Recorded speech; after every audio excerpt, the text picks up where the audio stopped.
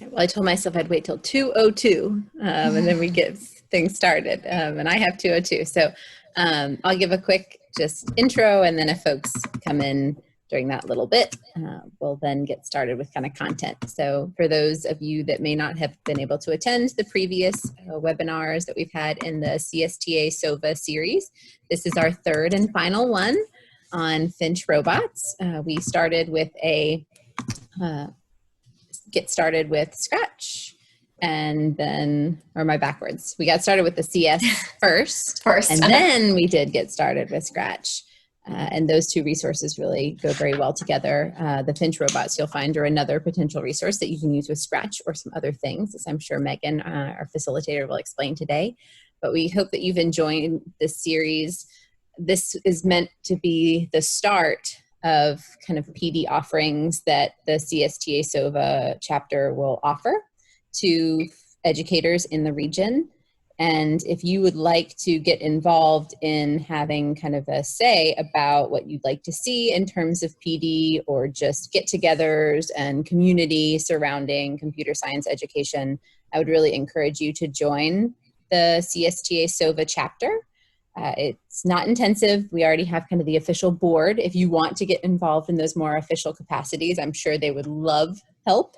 However, if you want to just kind of chime in now and then about what you'd like to see, you can certainly do that too. Be as involved or hands-off as you'd like, but we'd really like to grow our regional chapter. So please, I'll make sure I include the link, but consider joining the chapter. And then additionally, I want to make sure that I let everyone know about the additional computer science training offerings we have through Code Virginia, which is statewide. There are one-day sessions if you just want a quick dive into a specific topic or computer science at a specific level, elementary, middle, high. And then there are more intensive kind of week-long sessions that then also kind of expand into support throughout the entire school year. So I'd encourage you to visit Code VA and see what options might be a good fit for you. And with that, I'm going to turn things over to today's facilitator, Megan. Perfect. Thank you so much. So my name is Megan Graybill. I am a teacher in Salem City Schools. I teach K through 8. I train teachers on how to integrate the computer science standards. I also have an 8th grade introduction to computer science class, so we kind of focus on Python coding along with other robotics and applications. Finch Robots, I'm really excited to talk to you about today because I have used it K through 12 actually, and there are lots of different practical and creative applications that you can use to learn coding among many other standards that we will talk about today. So without further ado, I'm going to get started. I did drop the slides link into the chat as well if you didn't get a chance to get it already. We will need that later on. So the plan for today is I'll kind of talk to you about Finch Robots, navigate the site, give you some examples that I've used. Then we'll go to breakout rooms and kind of discuss more practical application of how you could use this in your own role, whether you're a classroom teacher, ITRT, administrator, whatever, and then we'll share out and wrap it up. So first of all, also, I did want to say that I can't see you, as many of you know that have been facilitators for this. So if you have questions, feel free to drop it in the chat or unmute yourself and interrupt me. It's not rude. It is very welcomed, and I would appreciate any sort of discourse as we go through. So please, if you have questions, do not hesitate to ask. So the Finch Robots are, as we just said, they are robots. They are compatible with Chromebooks, Macs, Windows. You can download the software, or you can add the extension to your Chromebooks in order to use the devices. They connect using a cord, a wire, to the input of your device, and they do have to stay on that. They're not wireless, so they actually stay on that cord, which is kind of nice for especially the littles to really define their space. But it is a way to bring computer science to life and to really help kids understand more of a purpose to coding. So beyond just the puzzles on the screen or, you know, creating an output of a program they might write, they can really start to understand this practical practical usage as well as the engineering practices involved. Okay, so some of the connections with the VDOE curriculum. So thinking about a robot, you can unmute yourself, write it down and hold it out, drop it in the chat. Tell me some things that you think that this would automatically connect with if you're going to use a robot, especially like the Finch, in your classroom.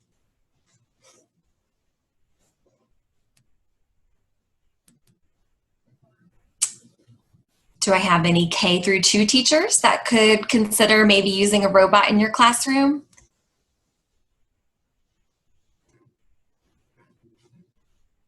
Maybe 3-5 teachers? We're quiet today. You want me just to tell you to begin with? Maybe as we go, you can give me some more. So some of our connections are in Christy say Compass Rose potentially tie in. Cool. Absolutely. Yeah, you're even going deeper with integration than I was even thinking. So you're exactly right. Yeah, you could go directionalities. Absolutely, especially K2 teaching. Oh, I already knew that. What about it? Oh, about like how that would be. Say that again.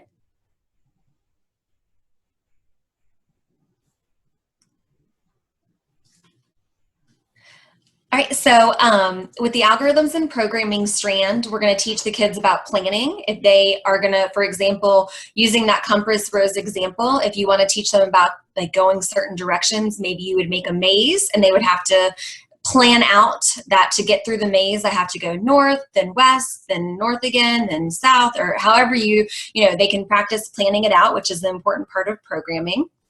Coding, of course, is something that we'll show you.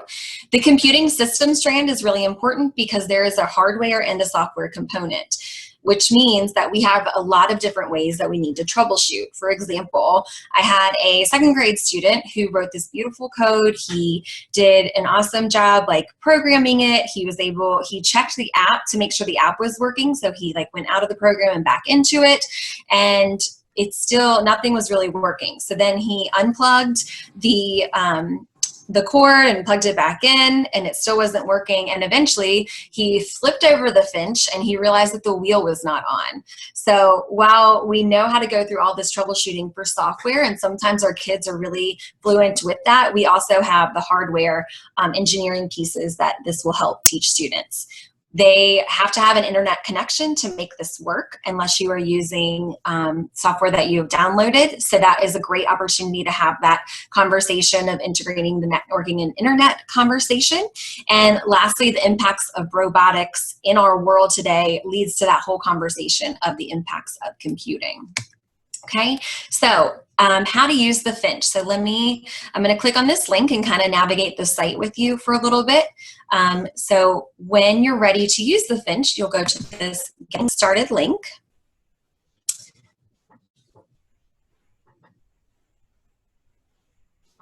Okay, and choose the product. Obviously, we are talking about the Finch today, but they have some other products as well, and they are about to come out with the Finch 2.0.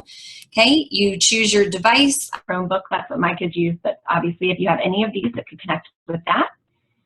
And then you're going to select either Snap Junior, which would be appropriate for your K2 probably, but maybe a higher level if they're just learning for the first time, because the commands are very direct and obvious. They're also pictorial, so it might be better for your English language learners or potentially your non-readers. Then there's Snap that has blocks that look a little bit more like Scratch. So if you are used to Scratch, then that might be a great segue into using a different programming tool with the same types of commands. And then it also coordinates with Scratch. So any of these are options. I'm going to open Snap so that you can see kind of what that looks like. This is typically the one that I start my groups off with. Come on. Just because it is very simple, it just has the commands. Oh, it's not wanting to. I'm so sorry. It just has the arrow command, so it's very easy to. Let I'm so sorry. Okay, so it's very easy to understand and go through with those commands, and you just put it together just like we did with Scratch, and you can then program the bird using those commands. So when you press run, instead of it happening just on the screen, the bird will actually move forward, backwards, left, and right. Okay, the next thing I wanted to show you here was the curriculum. Okay, so within this curriculum, it starts you off at lesson 1. So you can click here to start, or you can just explore on your own. They have different integrated lessons for all different subject areas and printables to go along with your lessons to kind of lead you through. Again, it has the different levels according to what your kids are ready for, or maybe what you're ready for. So all different challenges and different things here that you can look through. Lesson 3, and these are compatible with Snap or with Scratch, just depending on the lesson that you choose. Okay, and then as you go, it always gives you the installation instructions, so it's pretty user-friendly as you go through. And then lastly, we have more additional resources for your classroom and how you could get it to work, and different printable resources. So a hardware guide. I like to use this with the younger, actually K through 5 text features, and looking at models like this are sometimes really hard for kids to understand, and looking at infographics is really important for them to be able to read and analyze. So even just using something like this might be really neat for them to be able to understand. So here's some things that we can see that the Finch robot can also do. So instead of just making it move left, right, up, down, all of that, or just trying to go through different puzzles, you can also use a temperature sensor. So that may open your mind to different things that can happen with science or math. We have the LED lights, so it can change different colors, which would be great for all sorts of different activities that you're trying to do, also in science with the light spectrum, but also with art or anything else that you're just trying to make a little bit more creative. There's a pen mount. This is probably one of my favorite features. So you can put a pen or a marker here and then just tape it to the Finch robot, and it will draw for you. So that just kind of opens your world a lot more of anything that you could draw, you could program to the Finch to draw. One of the things we did with our 5th grade group is after their geometry unit, they then had to create a performance-based they did a performance-based activity where they had to create their own like scene. So some of them did a city, some of them did an ocean, some of them did like a map sketch of the playground, and they had to use certain geometric figures from their standards with the Finch robot and actually draw their scene.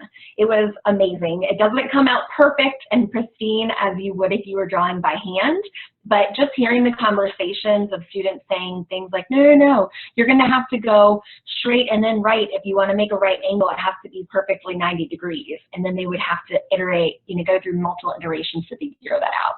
So just kind of looking at all these features of the hardware is kind of what I was trying to get you to just see the different options that you may be able to use to integrate into your classroom. Okay, and then I want to go to the main site so you can kind of see it in action a little bit.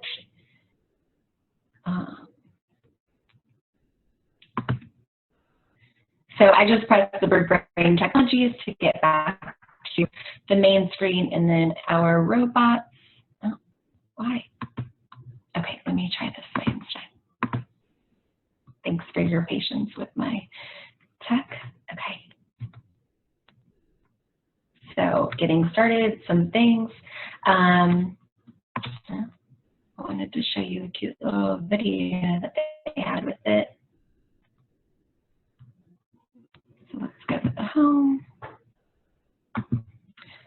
So as long as you downloaded that link to the Flash, you have access to, well, you can just go to Bird Technologies as well if you wanted to see all the different things that it can do. creative, I'm sorry, let's see, recreate technologies.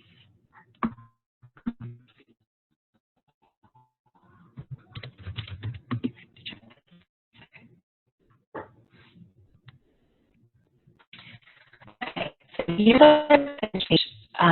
It says they are $99 to purchase, and then coming soon is 2.0. And here we have a short one clip that I wanted just so you could kind of see it in action in case you have never seen one before.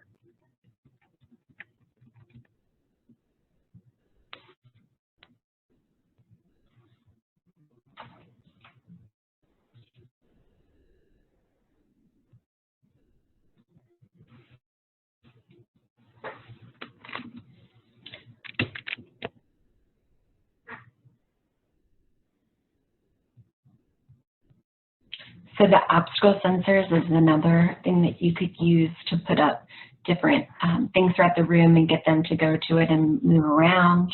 They have the pin mount and the buzzer.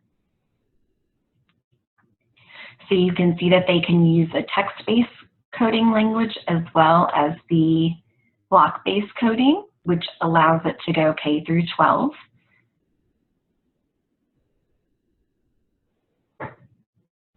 Okay, and then they have other ones like the hummingbird as well.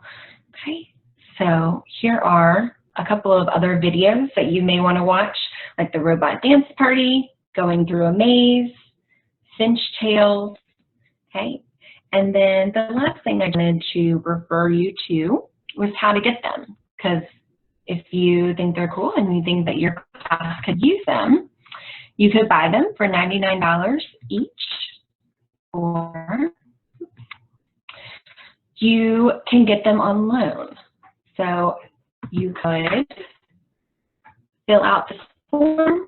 I've had 2 classroom teachers get their own set, and you get on loan for the year. Here's all of the frequently asked questions and then the program requirements. So they are starting their applications for the summer of 2020. So you could get on that now and get on the forefront of those groups. So you can get 15 robots, and you have to have at least 5 students per robot. So if you're going to ask for 15, obviously you need enough students for that to be appropriate for. And then there are different criteria, kind of like a donor's choose, where you can fill out all this information. But I think it's just a couple of, it's not a ton and laborious document to fill out. So it's pretty self-explanatory. I think this is probably a great way, so you get them for the year and then you send them back. And obviously you could reapply again, but this would be a great way to try it and maybe pilot it and then show your community or your teachers or your PCA or whoever could maybe purchase it for you, that it could be applicable for you as well.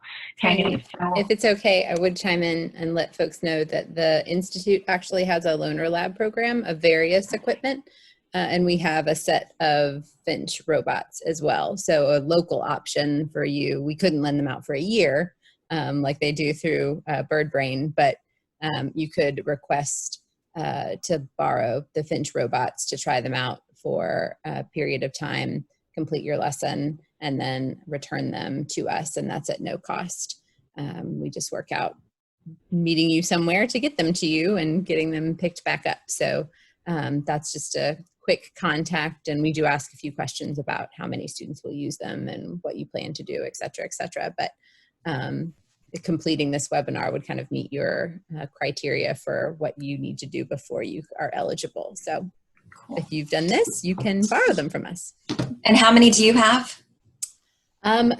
I have lost count. Actually, that's terrible to say, but we have some through those of you that are familiar with the Institute. We have the Mobile Inspiration Lab, and then we also have, kind of our home base, the actual Institute, if you've been there, and there are sets on both. So I think we're close to roughly 2021. Excellent. Okay, so what I want to do is put you in breakout rooms. So we're going to collaborate using this activity board called a JamBoard, and I want to click on it. You can kind of see what it looks like. And with your group, I want you to think about how you will use Finch Robot in your classroom or school. So you may have multiple different answers for this. That's perfectly fine. Considering just like you have a group that you're in all different sorts of roles, or you have one picture that defines everything that you're doing. So this is what a Jamboard looks like. It is, everyone can collaborate at one time. So when you're assigned a breakout room, you'll just scroll over to whatever group you were assigned. So let's say that I was on assigned breakout group 4. This is just a Post-it note, and you can press backspace or delete to get rid of it.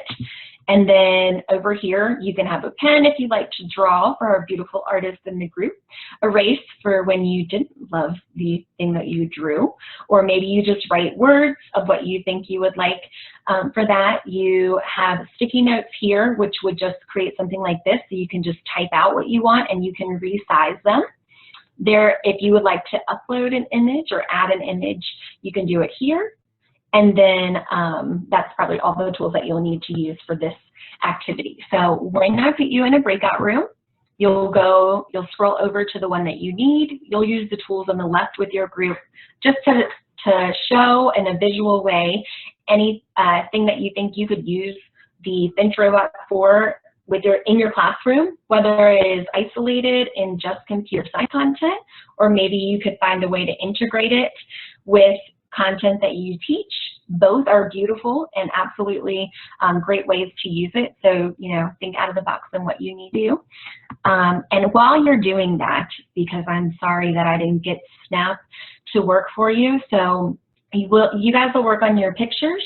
You can have pictures, text, images, whatever you like, and then talk about how you want to share out. We'll come back, we'll share out different ideas of how to use the Finch Robots with the students, and then I will show you a little bit more about Snap, since it was not pulling up for me like I had intended, just so that you can see that, since we did a whole session on Scratch and you kind of know how that works already.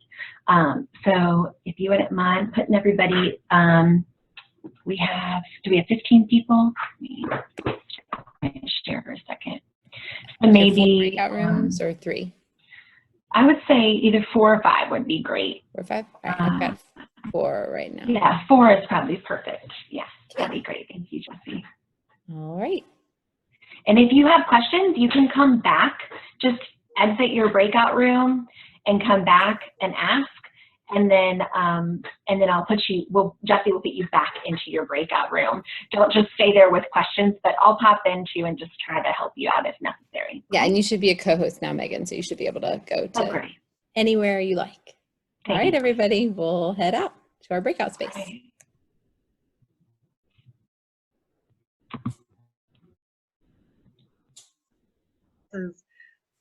Across the board. Hi, Jessie. Hi. I figured I saw that only 2 of you ended up in this room, so I wanted to come join you. Thank you. Okay. Yes, hi. Hey, we can't find the JamBoard. Okay, let me pop the link for Megan's presentation. I've got it on another computer. I don't have it on this one. Okay, here we go. So that should be. You guys see that short Earl.@g,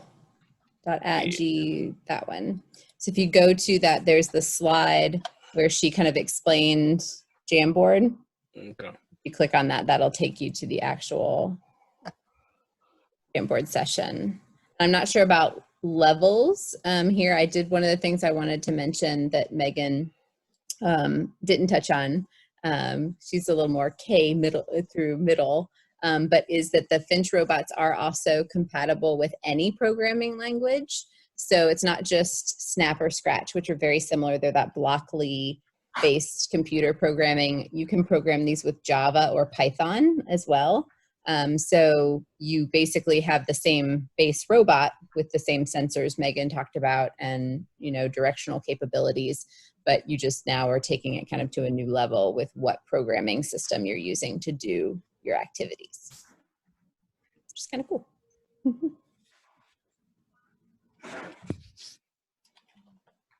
And one of you should be able to, I think, share your screens within the breakout space. So if not everyone is able to get to Jamboard and one of you wants to share your screen and, you know, kind of be the recorder for the group, that would work too. But let me know if you have any trouble. Trying to get it to open. And so you have to program it to go through the maze. And that's usually quite challenging for them, but they like doing that. Yeah, that sounds neat. Hi, Jessie. Hi, sorry, I had a question. And I clicked on join group before I realized kind of that I hadn't said bye. Where's that board we're supposed to be putting our stickies on? Let me see if I can send the direct link. I think Megan had sent it again through the chat.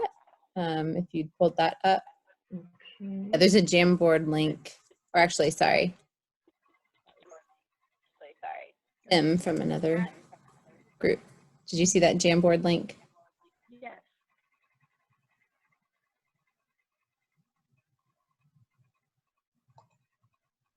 You both get that one. Sonia and Yes, Tim. it's opening now. So do I click on it? Because I click on it and it's just highlighting it. Should Yeah, open. I clicked on it. I can't see you anymore, but I can see. I think we're group 2. Weren't we group 2? I think so. Yeah, Mhm. I'm clicking on the link and it's just highlighting. That's all it's doing. And if your Zoom isn't letting you just click on it, you may have to copy and paste it. And that's an added step. Okay. Paste it.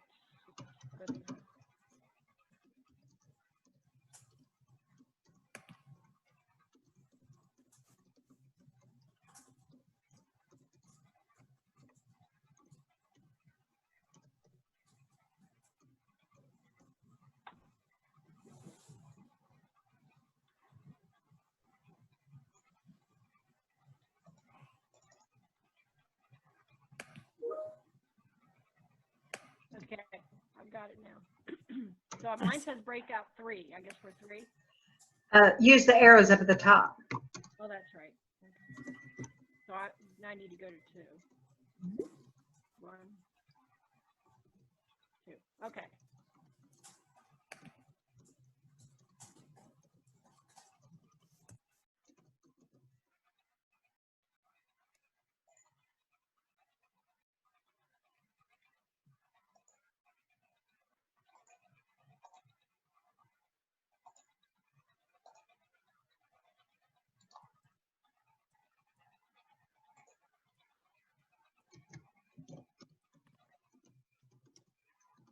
Now, one of the things that the kids have liked do with some of the informal education things we've done is this, we call it Finch art.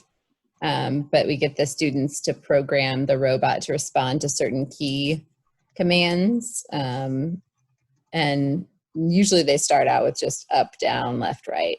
But then they also like to get creative and make like, so then they see how these different sequences that they've programmed translate into, you know, a pattern that's drawn on we use just large Post-it paper, tape it down to the floor and let them, you know, choose a marker or a crayon to tape onto the finch and then have them draw an image using the finch. And they usually seem to really like that.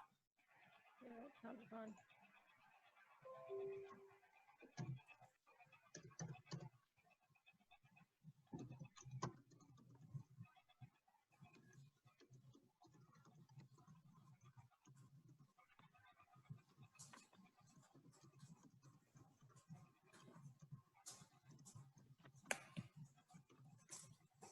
Sorry, I'm typing. I can't talk and type at the same No, time. you're good.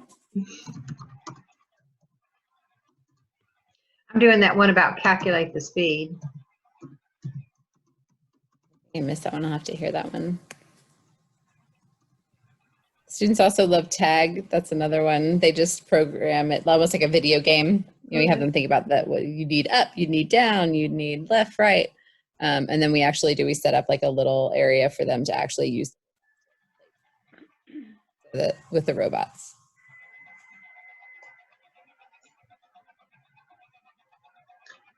I'm looking for the maze one that I did. It may be behind some of the other. I think it always creates the Post-it right in that left-hand corner. So they get stacked on top of one another. Yeah, there you go.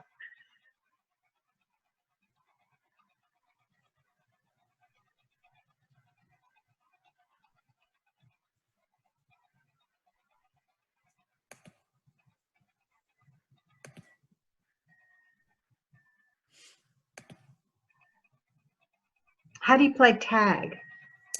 So we have them, we usually say, okay, if you're thinking about designing a game, if you wanted to use your robot to play tag, what are things that you would need to be able to have your robot do? And so they have to go forward, go backward, we needed to turn.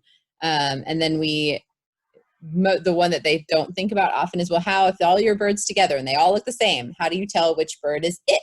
And then they say, oh, you got to change the beak color. So then they know they have to change their beak color to, okay, if you're it, your beak's red, or if you're not it, it's blue. And then so they have to be able to code, those things to respond to key presses. And then we basically just tape off an area on the floor. They all put their finches in that area. And then we say go, and they play tag with the robots. Yeah, I like that. That's neat. That's actually very cool. The kids get really into it, so. Hi. Hi. Hey, Jesse. I do not have the ability to stop the breakout rooms. I was looking for it, but I don't think I do. I do? Because when I go to breakout, I'm just able to, if you could just give like a couple minute warning, that would be great. Because mine just says that I have the option to go to breakout 2, and that's it. Oh, boo. Because we're so good. We're so special. All right, I'm going to pop back out just in case someone pops in. Yeah.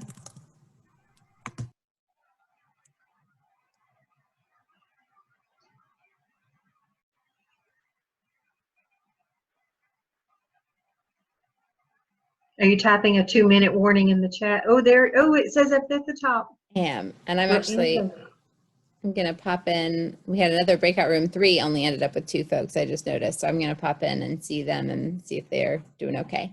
So. Yeah, you gave us some good ideas. I love that tag. Cord. It's a cord that would send the code in order for the to run the actual code.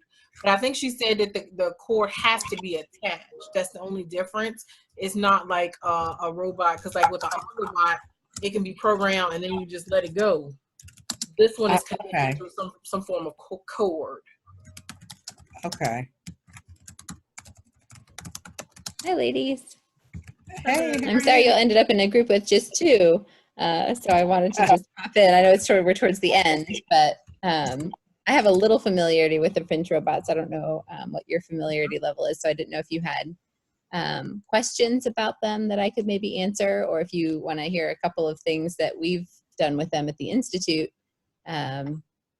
We've used them at primarily, I'd say, like the upper elementary and middle school level, but I've also used them a few times with high school students. Okay. Well, because this is my first time, being introduced to it, I thought about our students, they code in Snap.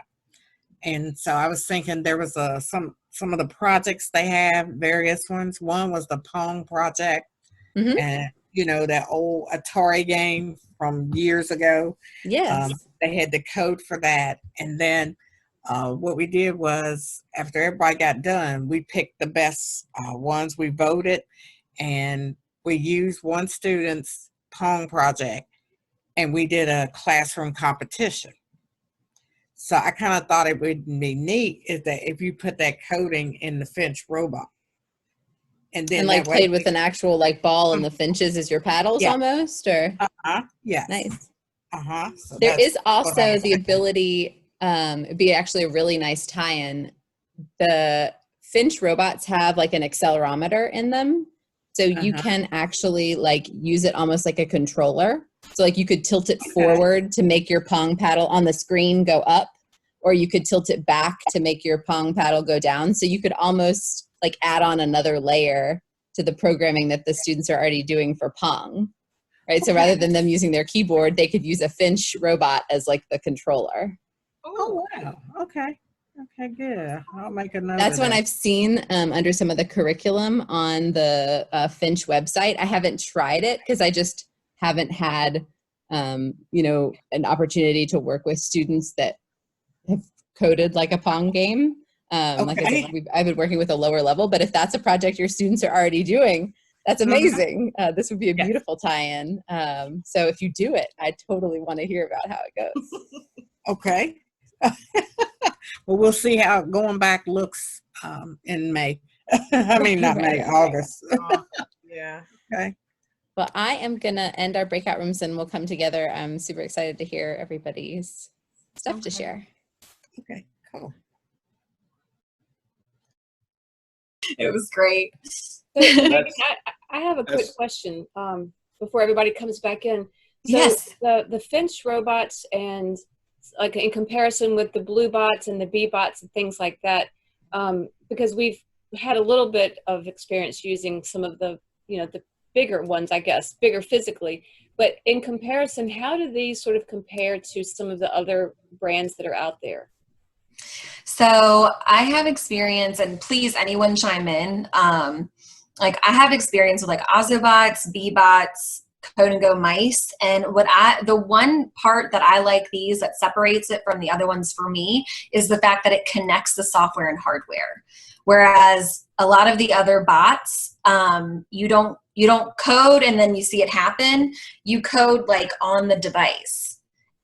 Or like the Ozobots, you have to draw something and then let them go and they code. Whereas this really connects for kids like, oh, when I do something on the computer, it makes something happen with the hardware. That's crazy to them, especially the littles. But and then I think it really helps the upper grades and secondary kind of be like, well, wait, if I can do this with a little bird robot, what else can I do with robotics? And so I think it's really like a game changer in accessing that, like opening up their mind for it. What does anyone else have experience with other robots that they would compare? Well, that does help a lot, Megan. So I'm glad you put it together for me that way, and that, you know, that's really helpful. Thank you. You're welcome. Anna, did you do Code BA like 3 years ago? Yes. Yes, I know. Yes, and I can't. Okay, I know who you are now. I'm like, I'm connecting the names. All right, so let's look at our Jamboards, and then I have a couple other things I wanted to show you before we break in our quick little hour. So let me start with. I'll share my screen, and I'll do the first one, group 1 first, and we'll just, if you could just unmute yourself and share out, that would be great. Let me grab. All right, group 1, when you're ready, if you could kind of share what you were thinking.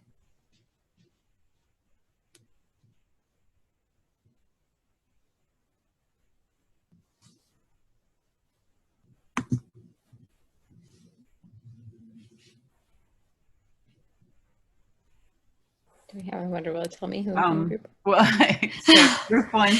Sorry, my dog was barking in the background, so I had it on mute. No problem. Thank you. And I didn't know if anybody else was going to talk, so I was just waiting. We had several secondary people, and I think I might be the only elementary person. And one person said they did have them for their school, but most of us do not have them or have not used them. So we just said that we could use them. One of the ladies said they could use to teach vocabulary. Like in there's a set of rules, and students could try to get up to point A, B, and C, like following certain steps and things like that. We'd also discuss just the coding basics, just to learn to go left, right, forward, back, directions, especially like pre-K, kindergarten, first grade. You got to kind of start with that. Typically with some of the other robots that we've used, we let the student be the robot first to learn the directions, and then we'll take the robot out and let them figure out things to do. And then most students like to draw with them. So if they're the younger ones, you could draw, have them draw like a square or a triangle, and that way you can see if they know their shape, and they'll have to know how to code the robot correctly so that they can make that happen. So. I love it. Anyone else from group 1 want to add anything? Or from other groups, do you have any feedback? I love these. This is a great starting point for us. These are great ideas, and I think applicable for many grades, just to kind of expand it in different ways. And I could definitely see the geometry piece even carrying over, you know, from just shape recognition to, you know, some more complex shapes and or angles and those sorts of things in upper grade levels for sure. And just this idea of like building the vocabulary, like that's so much more fun with a robot than it is necessarily on, you know, Scratch or something like that. Anytime you can get the hands on, I think is a great application. Thank you, group 1. All right, group 2, can you tell us about yours, please? Okay, I'll go first. In group 2, we had Tina, Sonia, and Jessie, and we concentrated on middle school math. And one of our ideas was that the robot could go through a maze.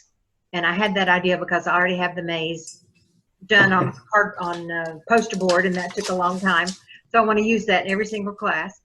So we could, and it helps the student learn the programming. You have to go forward so many blocks, there's a grid on them. Then you make a left-hand turn and so forth. So that was one of our ideas. And then another idea was, you have your robot go from point A to point B and you time it, and then you can calculate speed, how many feet per second, or you could even do how many inches per second and then let them calculate the speed.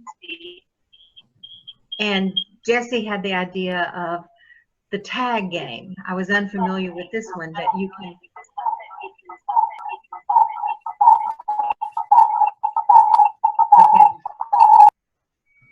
All right, so Jessie had the idea that you could change the color of the nose or the beak of the robot, so you could tell which one is it, and they really enjoy being able to figure out how do you change the color and so forth.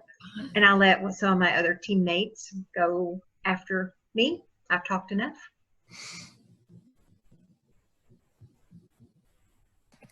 Yeah, sure, Sonia. Just to expand off of what you had started with the maze, I know, you know, sometimes it helps, especially depending on which level of programming you use, but like in Snap, you know, if you use like an up arrow, for instance, it is a predetermined sort of amount of time that the motors will run, and so they'll go a certain distance. So kind of tagging on to calculating their speed, oftentimes it like helps almost like you tell them they're calibrating their robot. So to like, right, hit the button, let it run just once, measure how far it went, so that like Sonia, to complete your maze, okay, how many times do I need to drag out an up arrow to make it go that full distance? So you can kind of take on some measurement and math properties in addition to just direction. So it really is this, you know, you can do it as basic or as complicated as you want your, you know, kind of curriculum to be.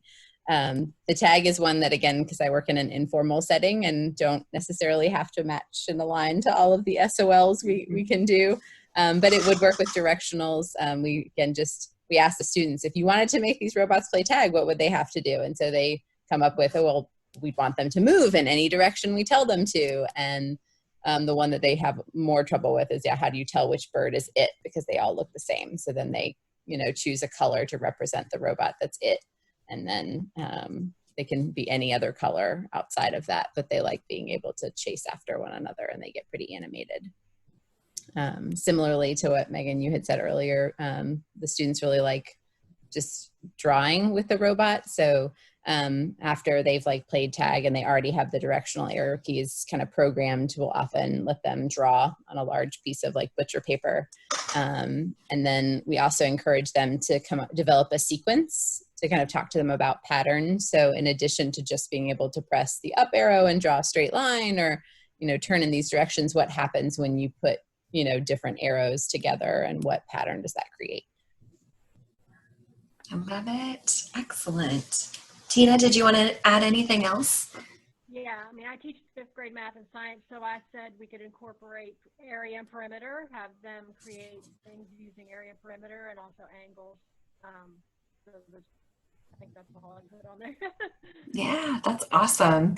I will say, in my experience in having kids do the maze, you may have to put some parameters, like they either have to draw it out first or they have to place it first and then get the robot to go through it. Because a lot of times what will happen, like we'll typically use like Lincoln Logs or Kiva blocks or Jenga blocks or something.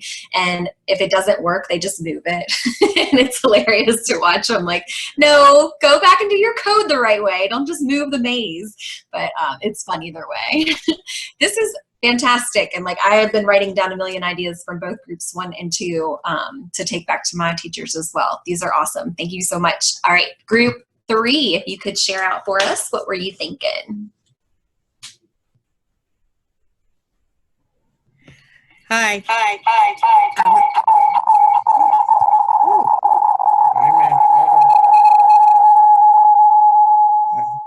Okay, let's try that again. This was my first introduction to the Finch robot. So my scope of thought process has not gotten there, but I've gotten some great ideas. One thing that we were doing in our school was we do coding in Snap. And I was thinking about the Pong project. The students actually loved having challenges with the Pong project. So I was thinking about using the Finch robot as the controller for this project. And just, you know, because we teach high schools, so they're kind of big kids in a sense. So, you know, just seeing visibly what they've coded through the robot. I think it's be more of a challenge for them. And also, we did have technology robotics after school. So I was thinking that we could implement the Finch robot there if we could get it in our budgetary items, and then just actually see the visual, because all students do not learn just by coding, but to actually be able to see tangible visible movement that they created. And we do a lot of groups and things like that, so it would be a reward during the coding process with all of our projects. And then the only thing that I added, I'm an ITRT, so I didn't necessarily have a group of students that I was, you know, dedicatedly working with. However, I tried to think of some ways as we talked about some things, so like coordinate planes, you know, drawing things in art, even like map tours. I thought about one teacher who was doing a lesson on the Green Book, and having to, you know, program the Finch to go to different places and stop as they're going through, maybe, you know, talking some stuff through and then go somewhere else. And then just in general, like with science, with algorithms, computational thinking with the vocabulary, and then coding in general. Beautiful. Absolutely. You all brought up a lot of different ideas. I love that you were able to bring in the history standpoint of that, because typically that is a stretch, but God, how fun would that be to, you know, explore the world maps and things in different ways, like with a robot. Very cool. With the robotics, I love that you also brought in logistically, like when to use it, because we have a Girls Who Code Club and they did a Finch robot fashion show. So they like had to build a runway and then they had to create, outfits for their Finch, and then they had to like teach them to walk or dance or like use the flashing lights and different things to go and do their fashion show. So doing it after school, I think, allows them to like just be a little bit more open-ended with their creativity, which is really important in coding, and especially for girls to connect with it. So those are really awesome examples. And I will show you, once we've gone through all the groups, a couple more ways to use it with high school, so that we can connect those as well. But I love the Pong game idea. Excellent job, group 3. Thank you. And group 4, I am really interested about this one. Well, I focused on the younger grades, the K2. So I thought, you know, if the teacher had a math problem out there, like what's 4 + 4, they could program the Finch to land on the correct answer on a number line or on a math chart. And then the other idea, what for the younger students, was to have a couple of sentence strips, maybe out of order, and they had to, you know, maybe just 3, beginning, middle, and end, and they had to program the robot to go to the correct story elements in order.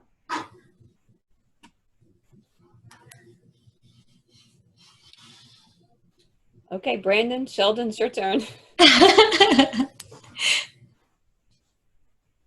want to hear about bomb sniffing. I'm in high school, and basically what you do is you give the kid a problem brief, and they have to solve it. So as opposed to just creating a maze for them to go, you give them some information about the building and the bomb, and then of course they got to figure out how to get their robot to reach the bomb. And there's a lot of competition involved, and I guess that's my only concern about the Finch robot is that if it's tethered, you can't go but so far. Mm-hmm. But pretty much that. And then the obstacle course, if they're looking at different kinds of surfaces, and they've got to decide, they have a surface here, they have sand, and here they have a slick surface, and they've got to reach a certain point. Here they go up a curve, here they go steep. They got to decide how to program the robot to matriculate which is the best route for the robot based on its capability. Love it. Then, of course, the maze, I already talked about the maze. I would do what the other teacher did, create the maze and let the kids figure out how to get around it as opposed to be able to move the Lincoln Logs. Love it. And like creating that purpose behind it is crucial. I love that. Yeah, and I'm not that familiar with the Finch robots, but I do know what's really exciting, some of the robot programming that we do for our robotics competitions in middle school and high school. Kids get really excited when they realize that if you're going to make a 90-degree angle, you might have to turn 270 degrees. Yeah, absolutely. When you fill out the worksheet on angles, you don't always get to that thought. We'll also mention for our high school folks too. So, lots of times when the folks know the maze, Sheldon, you alluded to, like with the bomb sniffing robot, if it was a more open-ended brief, because of the sensors on the Finch, you could have students probably at a more advanced level, rather than programming it to turn left or turn right because the exact path it has to follow, you could use those proximity sensors. So using if-then statements, right? If the sensor on the left gets blocked, then what do you want your robot to do? And so there's a huge range of capabilities. It does just work off of, program it in a certain direction, but it does have, proximity sensors, light sensors. That's one I've really wanted to try, but just haven't had a group of older students to do with. You could actually either make it run away from or seek out light. So I've heard you could like shut off all the lights in the classroom and then by using flashlights, right, get the Finches to go in certain directions because it will respond to the light if programmed to do it. So there's just a lot of opportunity to sort of scale it. So, Sheldon, if you wanted to make things a little more complex, it sounds like for your high school kids, make it go through the maze automatically. You've never seen the maze. You don't know what it looks like. Use the sensors to make sure that it makes it from point A to point B. Some machine programming kind of stuff. Exactly. Yeah. And I would say the tethering thing, we don't always have the opportunity for, laptops, I know, depending on school ability, but that is something that we found helpful is if we can tether it to a laptop and one student is kind of responsible for the laptop and one student is responsible for kind of the Finch. And if the two students work together cooperatively, they could move through even a larger distance because they work together to just kind of take the unit as a whole wherever they wish. So that is one thing. I mean, a laptop has enough power to run the Finch. It's not a really high-powered thing. It doesn't have to be a desktop. So then you have a little more mobility that way. Thanks for addressing that, Jesse. Yeah, I love those solutions. So I just wanted to quickly show a couple different more things right before. I know you guys we're supposed to stop at 3 and I can stay later if you have more questions as well. So this is what Snap looks like. And as you can see, it's very simple commands. So it can work with as low as kindergarten and kindergartners love it. So again, you can just move each command and drag and drop. As long as they can drag and drop, they can access this. So that's what Snap looks like. This is the Snap Junior, or this is the lowest level of Snap. And when you connect to it, obviously my Finch is not connected. It says you can open Snap and you have to choose one of the 4 levels. No matter what grade level, I typically have them start at level 1 just so they get used to it. And then you could also choose to open Scratch instead. I'm not going to Scratch X. So it's a little different than just going to Scratch, but it is pair with your devices. Okay, and then the other things I wanted to show you quickly was that in this space where you chose the Finch and then you choose your device, I had shown you Chromebook to begin with, but if you chose something like Windows, look at all the different options of your programming languages. It opens the opportunity to this Create Lab Visual Programmer, Arduino blocks, Python programming, and Java programming. And I know that Python is typically used for your introduction classes, and then Java and JavaScript are used in the AP courses. So you can still use these in high school and get that practical application as well. Lastly, there are also lesson plans all the way through for all of those different programming languages. They also have the lessons that they walk you through. So this one is called Speaking with the Finch, and it's using Java programming. They have to declare a variable, and they have to use and then accept user input and storing a variable, which are all standards that are aligned with the computer science standards in high school. And then to get access, all you have to do is be a teacher. So here it asks you for an access code, but if you go to register now, you just fill out this 1-page registration that has a link to an organization and your job title, and then they will give you the access code to all of the teacher materials. So they really do a great job of working with schools, and like truly it's looking like educators are really making these. Because they are really aligned with standards and they're very practical. So I encourage you to check out the curriculum because it is free. So even though the Finch are not free, the curriculum is, and you could adapt that for potentially the bots that you do have. So I hope that you got something out of today that you can take away, and since you have them available for free, hopefully you'll hit Jessie up and get those bots from her. And again, if you have any questions, I'm happy to stay on, and I will show you. And I'll have the link to the slide deck that has my email on it as well. So thank you all so much, and I appreciate your feedback, and I greatly appreciate all these really cool ideas that I can take back to my teachers too. Thank you so much. Thanks everybody for coming. And any other questions, feel free to email me or stick around and ask. Someone said that the Institute you could borrow Finch Robots. Is that one per every 5 kids?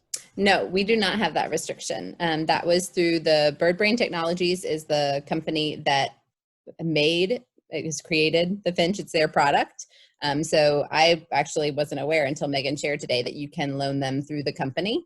And that I think was a restriction of their loaning system. But for us at the Institute, we don't have any requirements as to what the ratio of robot to student is.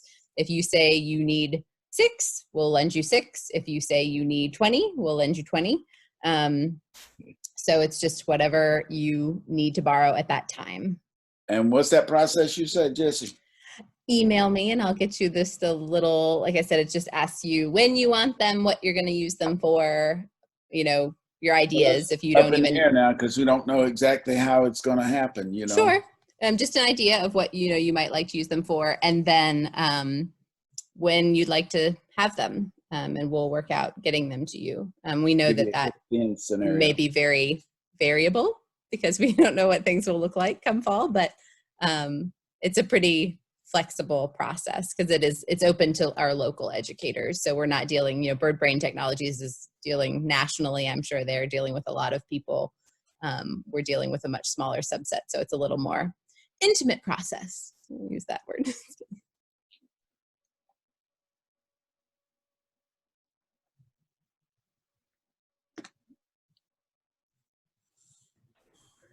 Does anyone else have questions? How's everybody doing? How'd your year wrap up? oddly, weirdly. Is everybody done with school now?